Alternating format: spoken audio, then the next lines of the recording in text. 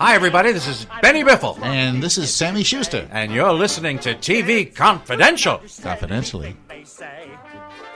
Fred Roberts, welcoming you back to TV Confidential radio talk show about television that will devote the next segment to the life and career of Paul Lynde. Paul Lynde, the actor-comedian whom all of us know as Uncle Arthur on Bewitched, Harry McAfee from Bye Bye Birdie, the voice of countless cartoon characters in such films as Charlotte's Web and many of the shows produced by Hanna-Barbera, and of course, for more than 10 years, the center square on the Hollywood Squares. Few people were as naturally funny as Paul Lynde, and few people can make the whole world laugh like Paul Lynde could, but behind the trademark sneer and impeccable comic timing on the outside, Paul Lynde was very much a troubled soul on the inside. Though he achieved his lifelong goal of fame and fortune, he was never quite satisfied with his career, and though many, many people, including our next guest, knew Paul Lynde as a good friend,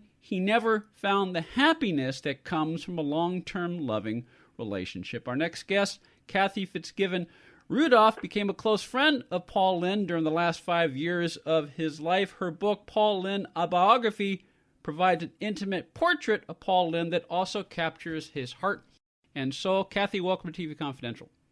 Thank you. How are you? I'm fine. I probably should not start with this, but it is my biggest takeaway from your book, Cathy. I liked your book, but it made me sad. And yet, I think that's who Paul Lynde was behind the veneer. Yeah, Paul, he made us all laugh, and that was his contribution. But he really and truly wanted a relationship. He never found a real long-lasting one. And he never found his lifelong goal to be in an important movie, like he would say an A movie. He wanted to be an A star. He wasn't really ever there. He, had a rough childhood. He weighed over 260 pounds in college, had a really sickness that when he was 10 years old, he had gotten gangrene, and they had to operate on him. His appendix had burst. And he stayed in bed for almost a year recuperating, and his mother, who was overweight, loved to cook starch food. They didn't have a lot of money, so that's what you cooked. And she would feed him constantly, every day, and bring him plates. He said every hour on the hour, his mother would come out with more food, and he gained so much weight that after a year, he had to learn to walk again because he was so overweight. His legs couldn't hold the weight. And, of course, that became a issue when he went back to school. Here was this kid that is now a big, more than chubby kid, almost obese, and he couldn't even fit into his father's pants, and they didn't have a lot of money. And he started to use his wit as a weapon so nobody would make fun of him, and that was his childhood weapon, to make people laugh, not at him. Not at him. And when I say that I came away sad reading the book, I mean, first of all, two things. It means you did your job as the author, Cathy, because you triggered an honest emotional reaction out of me, and you got me to care about this man who you knew for the last 5 years of his life. And you got me to care about the person behind the funny man. And as I got to know him through Paul Lynde, Biography, which is the name of Cathy's book, and if you haven't read Cathy's book, I'm pretty sure you will have the same experience as I did, folks, when you learn about his turbulent life story and the things that haunted him and the things that he overcame. And yet at the same time, he had these fears that gripped him and that he can never quite shake. And so you want him to find the happy ending at the end, and it didn't happen. No, I wish it had. The saddest part for me was that he died alone. Yes. He had a heart attack, 55 years old. His friends found him, unfortunately, the night before he was supposed to go to a birthday party. He spoke to his friends, said he bought him a nice sweater, and he never showed up for the party. And by 2 or 3 in the morning, I forget the time exactly, in California, his friends decided, Paul Barisi in particular, decided, there's something wrong. He would have came to this party. Let's go check on him. And when he didn't answer the door, they ended up breaking in, and they found him, alone in bed.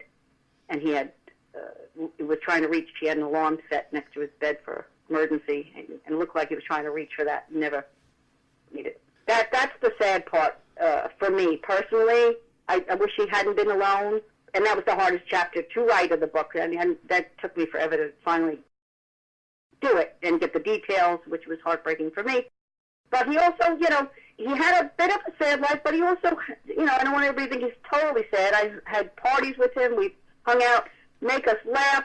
He could be happy, and I found him very happy around me. Other people have said they've seen him in situations. Hey, he had a drinking problem, and it didn't show the nicest side of him, and some friends couldn't take him anymore. He was always good around me, and I have photos in the book of, you'll see Paul in many pictures, but I had somebody point out, and I kind of noticed it myself. The pictures with me, he has the biggest, brightest smile, and with some of his friends, good friends, you could see he was happy with certain friends and people, but he didn't appreciate what he gave back, and he would be devastated today in a happy way that he is still making people laugh. More than 40 years later, and I'm thinking aloud here is at least at that point of his life. When you met him, he hadn't turned 50, but he's like 49. He's 48, 49, 50. And then when he passed in 82, he was 54. So 55. 55. Okay. So that's that's my age. So he's still very much a young man, but at the same time, once you hit your fives, you start thinking about things a little differently than you did when you were in your 40s and your 30s. And mortality.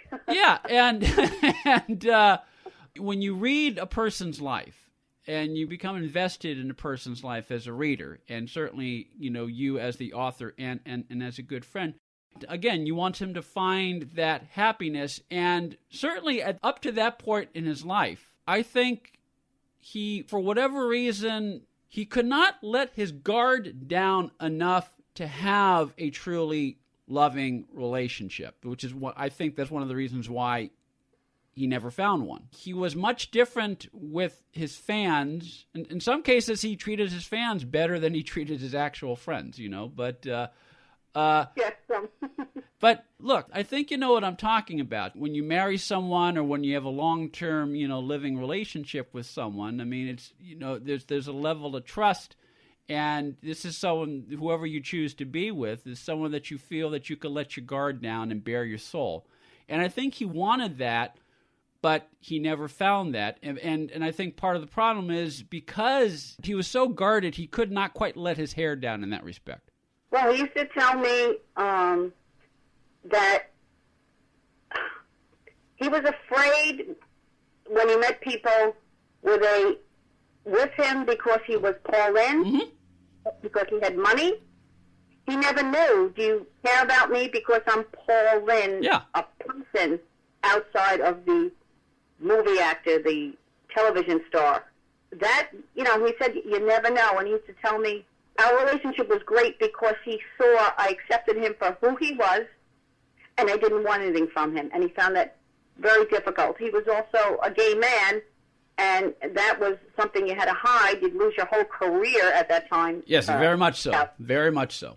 You're done. You're finished. And he had to hide that, too. I did meet one of his friends that he went out with for probably a pretty long time.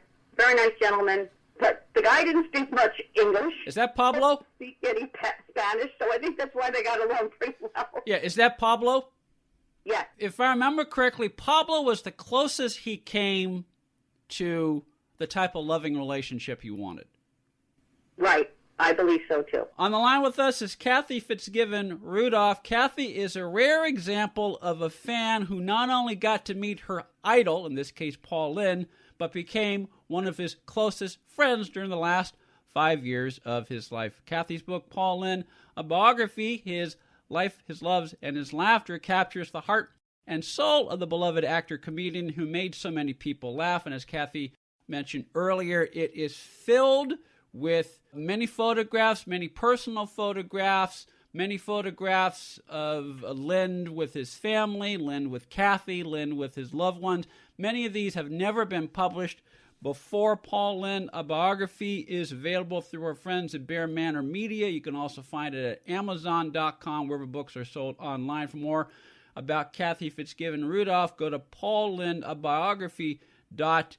TV.com. You can also follow Cathy on the Paul Lynde Biography, His Life, His Loves, His Laughter page at Facebook.com, where you can also order an autographed copy of the book directly from Cathy herself. Facebook.com/Paul Lynde Biography, His Life, His Loves, His Laughter. The story of how you became friends with Paul Lynde is pretty amazing. Tell our listeners a little bit about that. As a 17-year-old, I was watching Hollywood Squares, and I just became infatuated with Paul Lynde. I thought he was so handsome and so funny, and for some reason in my head, I had to meet him, and I told my high school teacher, I'm going to meet Paul Lynde before I graduate. I'm a senior in high school.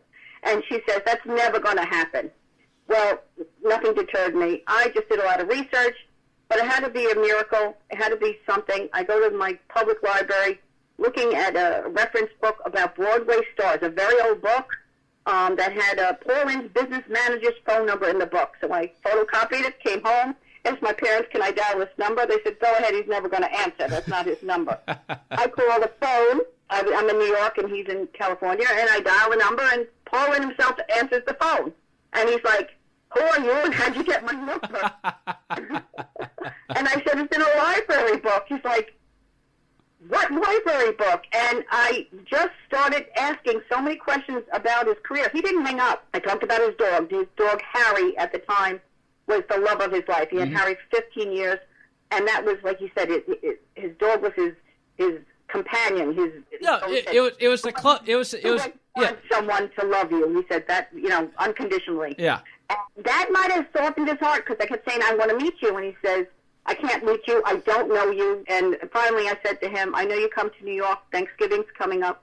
I understand you go there quite often. He said, yeah, I'm coming. And I said, can you meet me one more time? And then I brought it out, can you go to the senior prom with me? He said, no way. I said, no way. And that's when he broke into laughter with his voice, no way.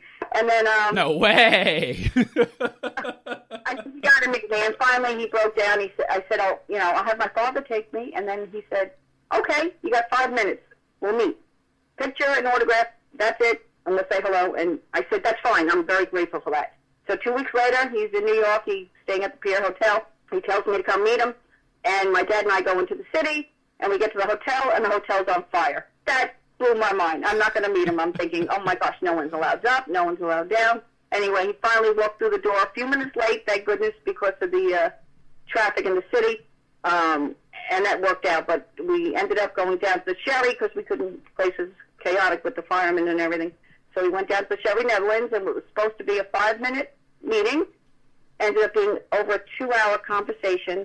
My dad, Jerry Fitzgibbon, and Paul hit it off, and me and Paul hit it off, and my dad always said, looked like two old friends talking. We just went back and forth. I asked him about his life, his career. We talked, and at the end of the 2 hours, he had to get back to the hotel. He had some friends dropping in. So we were saying our goodbyes, and on the Paul promised, as he did, a picture with me and my and an autograph. And on the back, he wrote something else, and I said, what is this? I pick it up. He goes, that's my home address. You have my home phone number. You might as well come visit me in California. And that's where our friendship began. And I did go out to his house and went on some adventures with Paul and went out dancing with him. And I had a special thing with Paul Lynde that was unique. And I feel like I was meant to write this as a tribute to him. Yeah, it makes you a little sad, too, but you also see happy things in the book. It's a nice balance. I mean, he lost his mother and father. They were in their early 50s, also died of heart attacks. He lost his brother young, so he had a lot of the sadness in him. And then his career took off when he went to New York City after 9 years. Finally got a spot in New Faces of 52. Mm-hmm. And then nothing from there until Bye Bye Birdie. And that's what made him, on Broadway, really noticed. And then from there on, his career took off. He had some great opportunities during the 70s. He was in the highest, the most in-demand guest star of anybody. So he was really on top of the world. And that's when I met him. So for him to give me that time and care, he used to call me his number one friend. And I thought, I wish he had some good friends. He was very close with Ellen. He not only called you his number one friend, he called you my Cathy.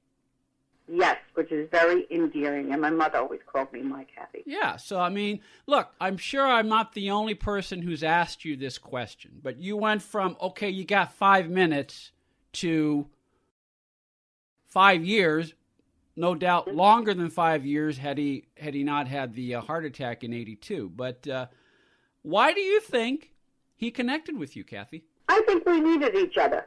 I don't know why. I think he needed someone who didn't want anything from him, that just liked him for him.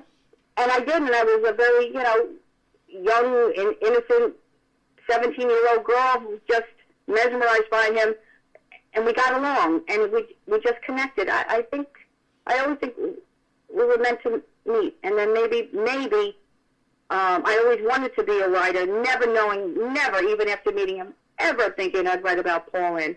But as the years passed, I wanted to thank him, because this was such a special time in my life, and I wanted to give back to him what he gave to me. And it is a tribute, and I have all his, his career, showing people how talented he was, how many awards he won, and to thank him for,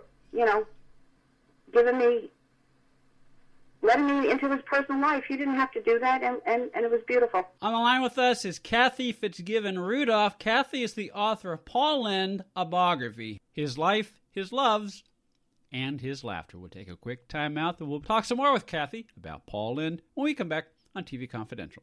Attention sports fans, now you can watch every football game you want all season long without leaving your home with Dish for about $50 a month. Compared to your cable bill, you can save almost $600 a year. Call right now and sign up for Dish and watch every football game you want. With Dish, there are no boxes to pay, plus get free installation as soon as tomorrow if you call now. And with Dish Anywhere, you can watch your favorite sports and channels on your smartphone, tablet, or laptop.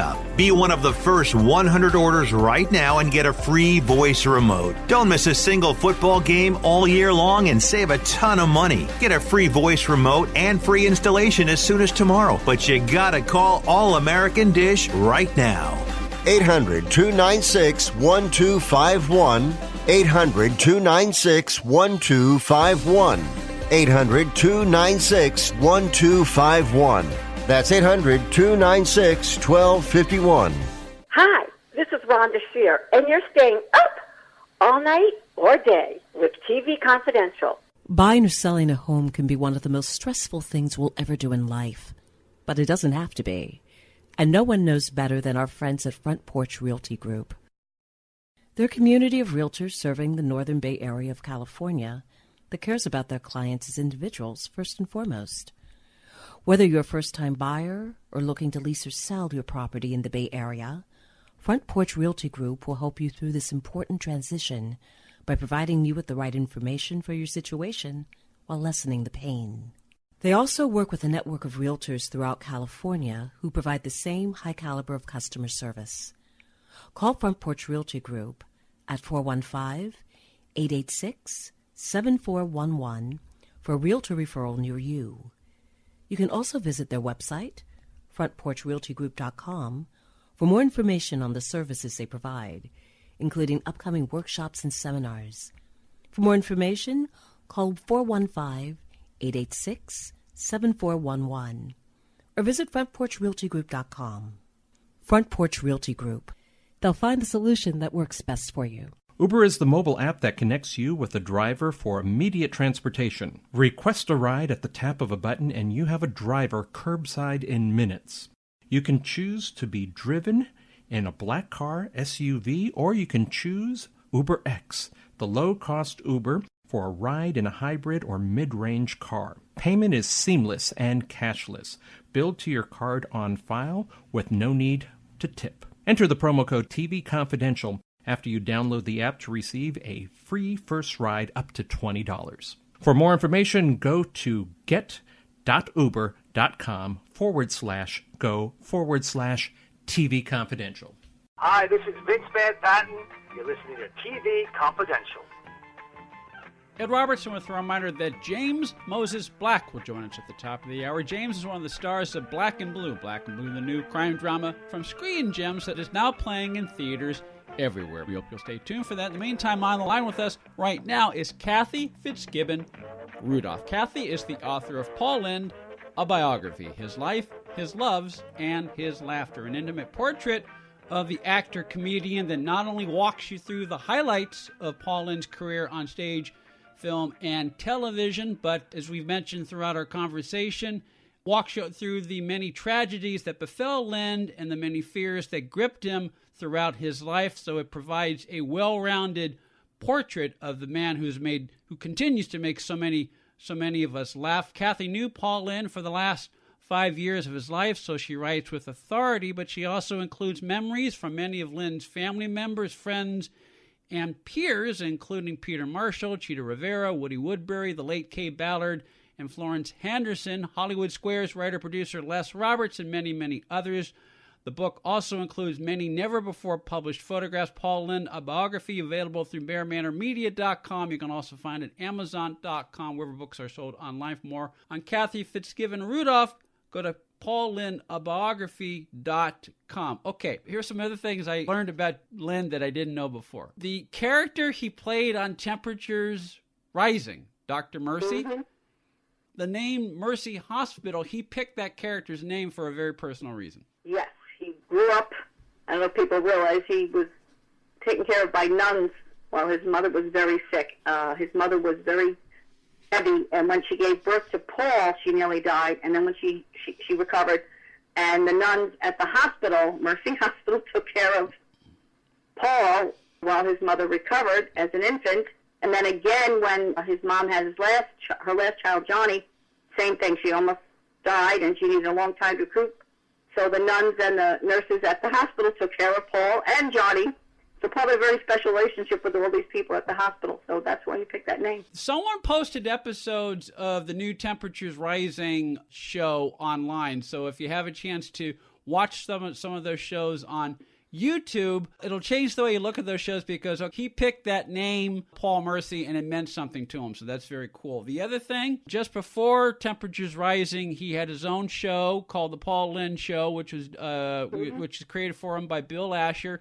Elizabeth Allen played his wife on the show. I didn't know this until I read your book, Cathy, but Elizabeth Allen was a lifelong friend of his. Very, very close friends. So was Elizabeth Montgomery. Yes, they were very, very close friends. I went out with them that night, and you could see they're very, very, very trusting, good, close friends. Here's another takeaway.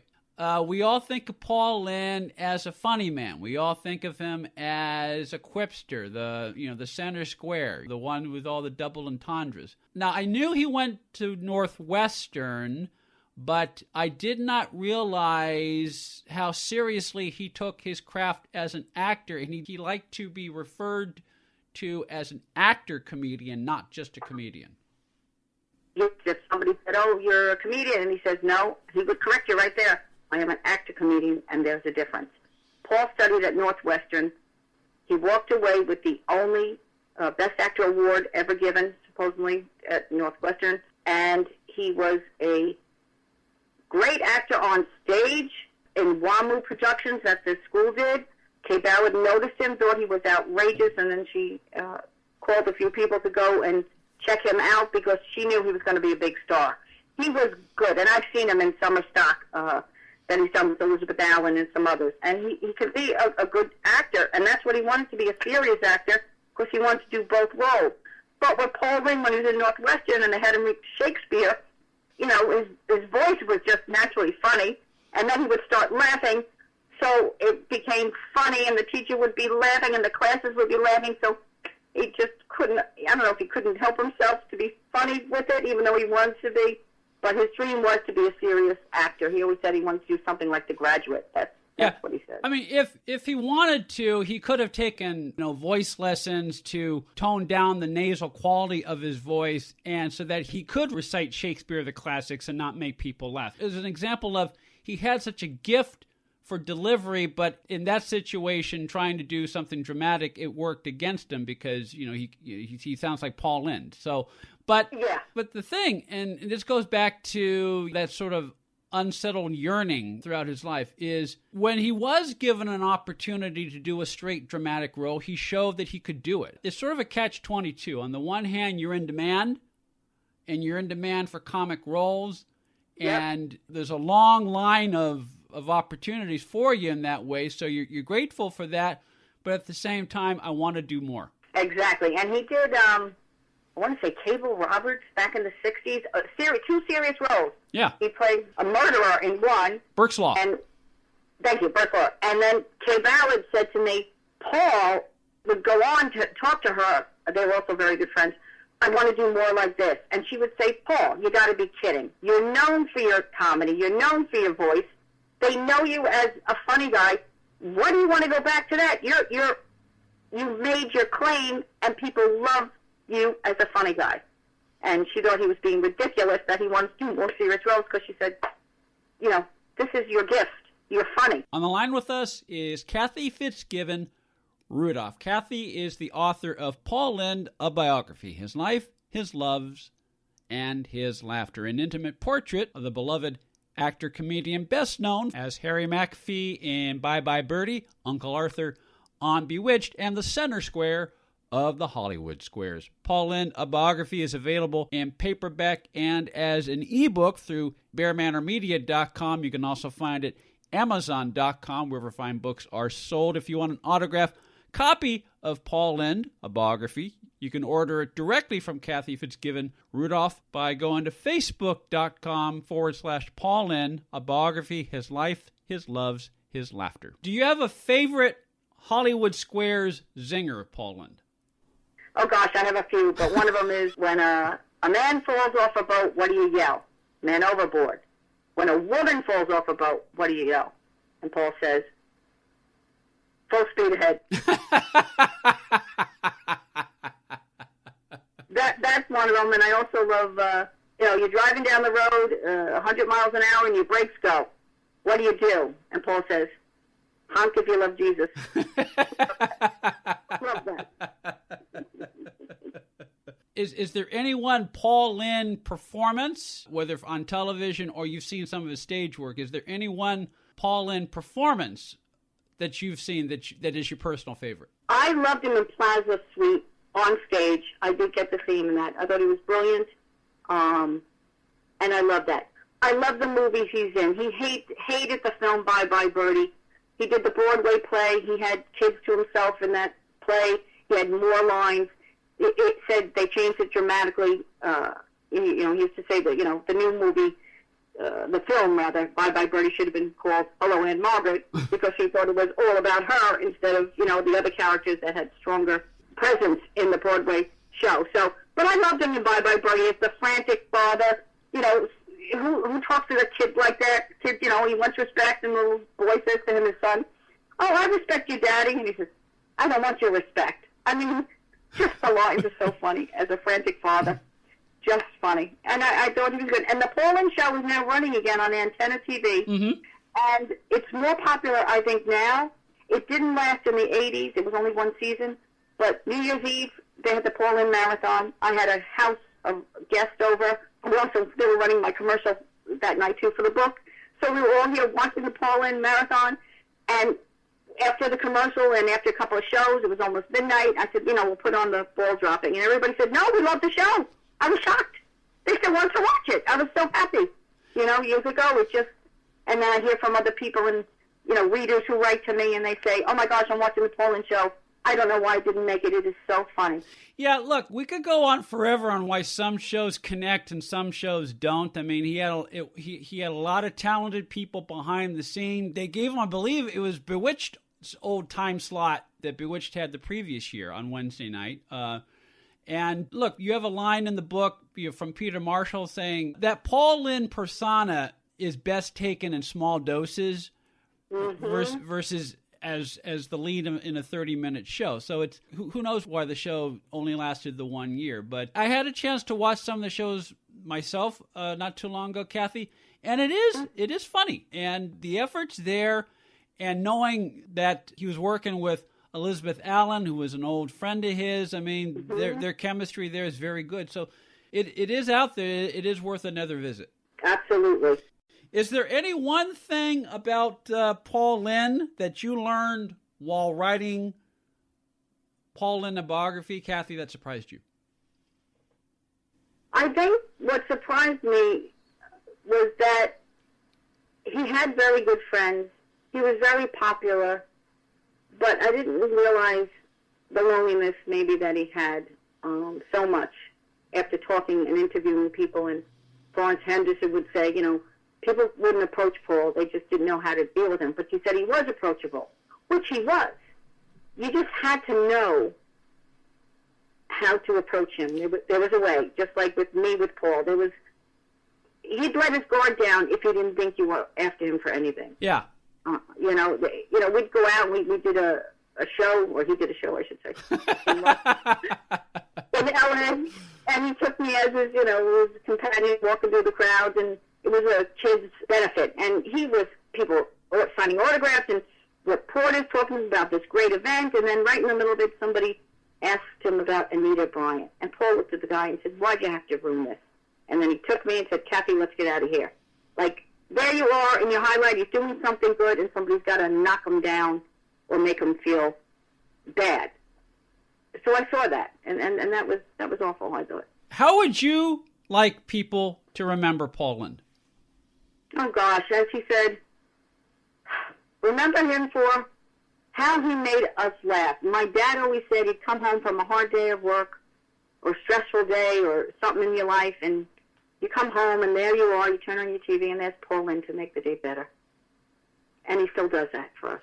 And he still does that 35 years after his passing. Cathy Fitzgibbon-Rudolph is the author of Paul Lynde, a biography, his life, his loves, and his laughters, an intimate portrait of the actor-comedian who all of us remember and still enjoy from his appearances on Bewitched, The Hollywood Squares, Bye Bye Birdie, and so many other stage and TV appearances. Paul Lynde, a biography, available through Bear Manor Media.com. You can also find it at Amazon.com, where books are sold online. For more on Cathy Fitzgibbon-Rudolph, go to PaulLyndeAbiography.com. Cathy, this has been a lot of fun. As I say, I hated to focus on the sad parts of his life at the beginning of our conversation, but as I say, it's impossible not to come away with a little bit of sadness, because you wanted him to find that happy ending, that happiness. And the fact that I felt sad and I felt for him as a person means that you did your job as the writer. Thank you. I had, one of his relatives read the book, and I said, "What'd you think?" And she said, "I thought it was sad." Same reaction as you did. And it is, I think we all were rooting for him at the end, let him win the Academy Award, and maybe he'll get the movie part, and maybe he'll find someone to make him happy. Because that's not there, you're right. Not all stories have a happy ending, unfortunately, and but his career and his awards, you can't take that away. He was so talented. I mean, I just wish he was here today. People would still be laughing. He'd have his own reality show. He loved to cook, slicing carrots and making a fancy hen or something, and he would be joking. And, he was very, very much missed. I wish he was still here today. It would be such a gift to all of us. But at least we do have his memories, and we can go back on YouTube especially and watch, Hollywood Squares, Bewitched, or on television now too. They're running the show. So that's, I think his legacy, he left us a nice legacy. And part of that legacy is your book, Cathy, Paul Lynde, a biography. Paul Lynde, a biography, his life, his loves, and his laughters, which is available through Bear Manor Media. Cathy Fitzgibbon-Rudolph, thank you so much for joining us. My pleasure. This is wonderful, Ed. Thank you for having me on your show. James Moses Black will join us when we come back for hour number 2 of TV Confidential. Stay with us. If you haven't been listening to TV Confidential, this is who you're missing. Michelle Nichols, Adrienne Barbeau, Leonard Maltin, Joyce Bullisan, Peter Onorati, Judy Norton, Robert Wagner, Robert Hooks, Lee Purcell, Julie Bass, Rhonda Shear, Michelle Lee, Jacqueline Smith, Bill Antonio, Shirley Jones, and many, many more of your favorite celebrities and people behind the scenes in the world of television. That's TV Confidential, every week on this station and every day online at televisionconfidential.com. Become a TV Confidential confidant and receive unlimited access to the last 5 years of TV Confidential, plus other members-only content. To find out more, go to televisionconfidential.com and click Become a Confidant. Enter the coupon code CONFIDENTIAL when you sign up, and you'll receive $5 off your first month's membership.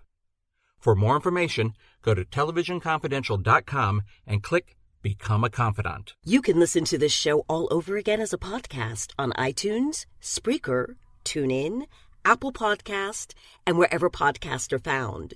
Best of all, it's free. To subscribe to the TV Confidential podcast, go to the homepage at televisionconfidential.com and click Subscribe Now. If you're living with diabetes and using insulin, you know the pain of pricking your fingers over and over again. By wearing a small remote device called a continuous glucose monitor or CGM, you can reduce the pain of pricking your fingers right away. If you're testing your blood sugar 4 or more times per day, injecting insulin 3 or more times per day, or using an insulin pump, call the Diabetic Health Hotline today. 800-712-8002. That's 800-712-8002. Paid for by U.S. Med. Alexa users, you can now listen to TV Confidential on your smart speaker by just saying, Alexa, play TV Confidential. Enabling our Alexa skill is easy. To find out how, go to televisionconfidential.com/Alexa. This portion of TV Confidential is brought to us by our friends at Front Porch Realty Group, the community of realtors in the Northern Bay area of California that is committed to finding the solution that is best for their clients. Whether you're a first-time home buyer or looking to sell or lease your property in Northern California, call 415-886-7411 or visit frontporchrealtygroup.com for more information on how they can help you.